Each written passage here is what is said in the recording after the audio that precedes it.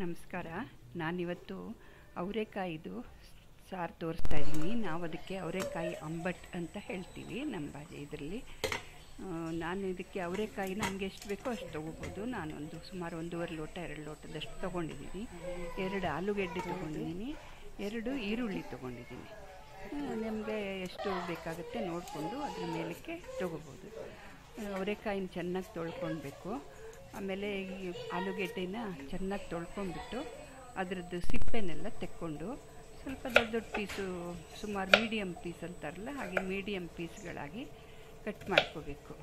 ಇದು ಕಟ್ ಮಾಡಿಕೊಂಡು ಈರುಳ್ಳಿನ ಕಟ್ ಮಾಡ್ಕೊತಾ ಇದ್ದೀನಿ. ಈರುಳ್ಳಿ ಅಷ್ಟೇ, ಈರುಳ್ಳಿನೂ ತುಂಬ ಚಿಕ್ಕದಾಗಿ ಮಾಡೋದು ಬೇಡ, ತುಂಬ ದೊಡ್ಡದು ಅಲ್ಲ, ಸುಮಾರು ಮೀಡಿಯಮ್ ಪೀಸ್ಗಳಾಗಿ ಮಾಡ್ಕೊಂಡಿದ್ದೀನಿ. ಇದು ಇವಾಗ ಕುಕ್ಕರ್ನಲ್ಲಿ ಹಾಕ್ಕೋತಾ ಇದ್ದೀನಿ. ತೊಳೆದ್ಬಿಟ್ಟು ಕುಕ್ಕರಲ್ಲಿ ಹಾಕ್ಕೋತಾ ಇದ್ದೀನಿ ಅವರೆಕಾಳನ್ನು. ಆಮೇಲೆ ಈರುಳ್ಳಿನೂ ಹಾಕ್ಕೋತಾ ಇದ್ದೀನಿ.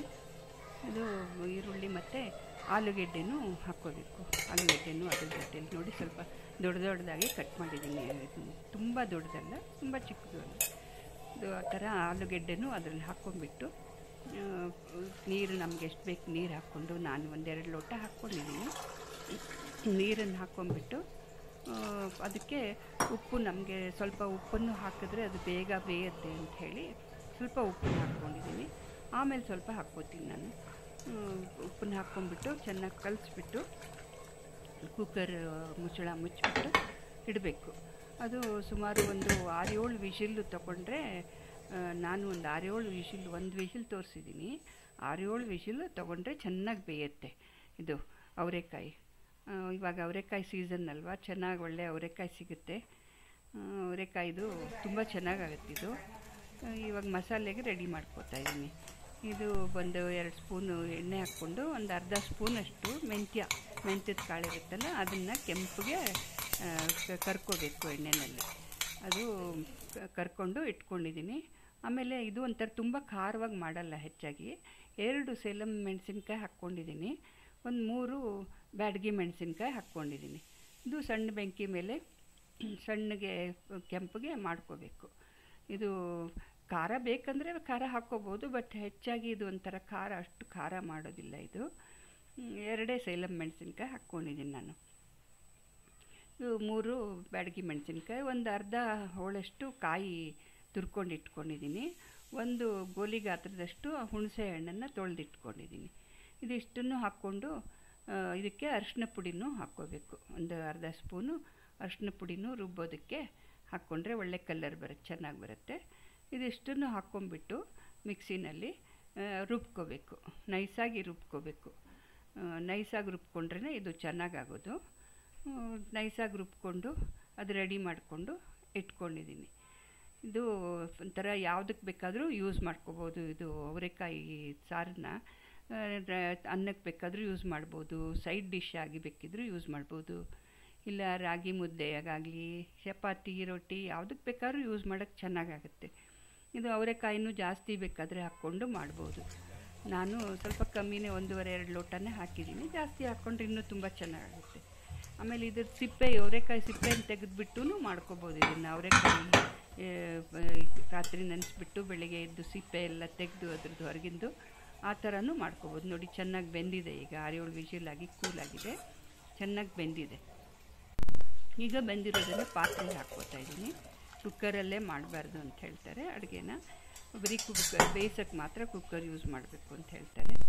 ಅದರಲ್ಲಿ ಇನ್ಸ್ಟ್ರಕ್ಷನ್ಸ್ ಬರೆದಿರುತ್ತೆ ಕುಕ್ಕರ್ ತೊಗೋಬೇಕಾದ್ರೆ. ಅದು ಪಾತ್ರೆಯಲ್ಲಿ ಹಾಕಿಬಿಟ್ಟು ಅದಕ್ಕೆ ರುಬ್ಬಿರೋ ಮಸಾಲೆ ಇದೆಯಲ್ಲ ಅದನ್ನು ಹಾಕ್ಕೋಬೇಕು. ಹಾಕ್ಕೊಂಬಿಟ್ಟು ಚೆನ್ನಾಗಿ ಕುದಿಸ್ಕೋಬೇಕು. ಇದು ತುಂಬ ಚೆನ್ನಾಗಾಗುತ್ತೆ.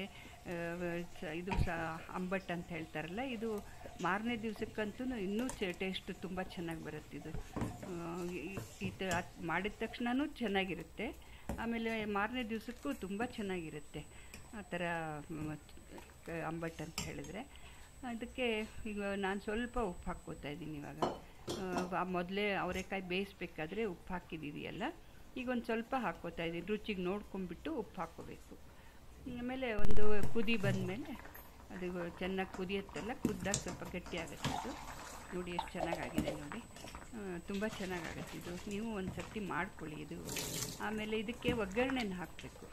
ನಾನು ಒಗ್ಗರಣೆ ಹಾಕೋದಕ್ಕೆ ಒಂದು ದೊಡ್ಡ ಆನಿಯನ್, ಒಂದು ದೊಡ್ಡ ಈರುಳ್ಳಿನ ಕಟ್ ಮಾಡಿ ಸಣ್ಣಗೆ ಕಟ್ ಮಾಡ್ಕೋಬೇಕು. ಇದಕ್ಕೆ ಒಗ್ಗರಣೆ ಹಾಕೋದಕ್ಕೆ ಸಣ್ಣಗೆ ಕಟ್ ಮಾಡ್ಕೋಬೇಕು. ಒಂದು 3 ಸ್ಪೂನ್ ಆಯಿಲ್ ಹಾಕ್ತಿದ್ದೀನಿ. ಸ್ವಲ್ಪ ಇದು ಎಣ್ಣೆಲಿ ಕರ್ದಂಗೆ ಆಗಬೇಕು ಅದು. ಹಾಗಾಗಿ ಸ್ವಲ್ಪ 3 ಸ್ಪೂನ್ ಆಯಿಲ್ ಹಾಕ್ಕೊಂಡಿದ್ದೀನಿ, ಎಣ್ಣೆನ ಹಾಕ್ಕೊಂಡಿದ್ದೀನಿ. ಮತ್ತು ಸಣ್ಣಗೆ ಹೆಚ್ಚಿರೋ ಒಂದು ಬೇಕಾದರೂ ಹಾಕ್ಬೋದು, 2 ಬೇಕಿದ್ರೂ ಹಾಕ್ಬೋದು. ನಾನು ಒಂದು ದೊಡ್ಡದಿತ್ತು ಅಂತ ಒಂದು ಹಾಕಿದ್ದೀನಿ. ಒಂದು ಈರುಳ್ಳಿ ಹಾಕಿದ್ದೀನಿ. ಒಂದು ಈರುಳ್ಳಿ ಸಣ್ಣಗೆ ಕಟ್ ಮಾಡಿ ಇಟ್ಕೊಂಡ್ಬಿಟ್ಟು ಎಣ್ಣೆಯಲ್ಲಿ ಅದು ಕರ್ಕೊಂಡು ಹಾಗೆ ಮಾಡ್ಬೋದು. ಬೇಕಾದರೆ ಎಣ್ಣೆ ಕಮ್ಮಿನೂ ಹಾಕಿ ಮಾಡ್ಕೋಬೋದು. ಅದೊಂಥರ ಆ ಥರನೇ ಮಾಡೋದು. ಸ್ವಲ್ಪ ಜಾಸ್ತಿ ಎಣ್ಣೆಲಿ ಕರ್ದಂಗೆ ಮಾಡಬೇಕು. ಇದೊಂಥರ ಕೆಂಪಗೆ ಹುರ್ಕೋಬೇಕು ಎಣ್ಣೆಯಲ್ಲಿ. ಆವಾಗಲೇ ಅದಕ್ಕೆ ಘಮ ಚೆನ್ನಾಗಿ ಬರುತ್ತೆ, ಒಂಥರ ಆರೋಮ ಚೆನ್ನಾಗಿ ಬರುತ್ತೆ. ಇದ್ರದ್ದು ಈರುಳ್ಳಿ ರೋಸ್ಟ್ ಮಾಡ್ಕೊಂಡಿರ್ತೀವಲ್ಲ, ಎಣ್ಣೆಯಲ್ಲಿ ಫ್ರೈ ಮಾಡ್ಕೊಂಡಿರ್ತೀವಲ್ಲ, ಅದ್ರದ್ದು ಆರೋಮ ತುಂಬ ಚೆನ್ನಾಗಿ ಬರುತ್ತೆ ಅದು ಅಂಬಟ್ಟಿಗೆ. ಹಾಗಾಗಿ ಚೆನ್ನಾಗಿ ಕೆಂಪಗೆ ಹುರ್ಕೋಬೇಕು. ಕೆಂಪಗೆ ಹುರ್ಕೊಂಬಿಟ್ಟು ಅದಕ್ಕೆ ಸಾರಿಗೆ ಒಗ್ಗರಣೆನ ಹಾಕ್ಕೋಬೇಕು. ಇದು ನೋಡಿ, ಇದು ಒಗ್ಗರಣೆ ಹಾಕ್ಕೋತಾ ಇದ್ದೀನಿ. ಇವಾಗ ಒಗ್ಗರಣೆ ಹಾಕಿದ ಮೇಲೆ ಆಗೋಯ್ತು, ಅದು ಸಾರು ನಮ್ಮ ಅಂಬಟ್ಟು ರೆಡಿ ಆಗೋಯ್ತು. ಇದು ಒಂಥರ ತುಂಬಾ ಚೆನ್ನಾಗಿ ಬರೋವಂಥ ಟೇಸ್ಟಿ ರೆಸಿಪಿ ಇದು.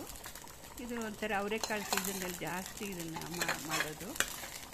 ಇದು ಒಂಥರ ಚೆನ್ನಾಗಾಗುತ್ತೆ. ನೀವು ಮಾಡ್ಕೊಳ್ಳಿ, ನೋಡಿ ಹೇಗಾಗಿತ್ತು, ರುಚಿ ಹೇಗೆ ಬಂತು ಅಂತ ಹೇಳಿ ಕಮೆಂಟ್ಸಲ್ಲಿ ಬರೀರಿ ಮಾಡ್ಕೊಂಡ್ಮೇಲೆ. ಇದು ಮತ್ತು ನಿಮಗೆ ಲೈಕ್ ಆಯಿತು ಅಂದರೆ ಈ ರೆಸಿಪಿ ನನ್ನ ಚಾನಲ್ಗೆ ಸಬ್ಸ್ಕ್ರೈಬ್ ಮಾಡಿ ದಯವಿಟ್ಟು. ಮತ್ತು ಪಕ್ಕದಲ್ಲಿ ಬೆಲ್ ಐಕಾನ್ ಇರುತ್ತೆ, ಅದನ್ನು ಒತ್ತಿದ್ರೆ ನಿಮಗೆ ಎಲ್ಲ ನನ್ನ ರೆಸಿಪಿ ಬಂದು ತಲುಪುತ್ತೆ. ಮತ್ತು ಲೈಕ್ ಮಾಡಿ, ಶೇರ್ ಮಾಡಿ, ನಿಮ್ಮ ರಿಲೇಟಿವ್ಸ್ ಫ್ರೆಂಡ್ಸಿಗೆಲ್ಲ ಶೇರ್ ಮಾಡಿದರೆ ನನಗೂ ಉತ್ತೇಜನ ಸಿಕ್ಕಂಗಾಗುತ್ತೆ. Thank you. ನಮಸ್ಕಾರ.